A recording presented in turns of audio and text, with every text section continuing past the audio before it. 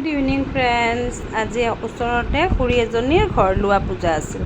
তেওঁলোকৰ নতুন ঘৰটো কমপ্লিট হ'ল, তাকে গ'লোঁ নৈবাত দিব, একেবাৰে পূজা খাই আহিলোঁ। এয়া মই নতুন ঘৰটো অকণমান দেখুৱাই দিছোঁ। এইটো তেওঁলোকৰ পাকঘৰ। পাকঘৰটোৰ ছাইডেদিও এটা বেলকনি ৰাখিছে, এইখন দৰ্জাখন। তাৰপিছত এইটো সেইটোৱে বেলকনিটো, এইটো পাকঘৰৰ ছাইডেদিও আছে। এইফালে ৰুমবোৰ চিল হোৱাই নাই, আজি আহিছে মাত্ৰ। এইটো এটা ৰুম, এনেকৈ গোটেইকেইটা ৰুম অলপ অলপ দেখুৱালোঁ।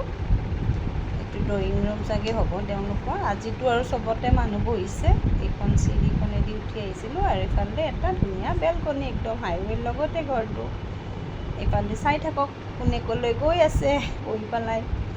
তাৰপিছত আমি ধুনীয়াকৈ ঘৰটো চাই মেলি বহিলোঁ, চাহ খালোঁ। চাহৰ ভিডিঅ' মই কৰাই নহ'ল। তাৰপিছত আমি প্ৰসাদ খাই ভাত খাবলৈ গ'লোঁ।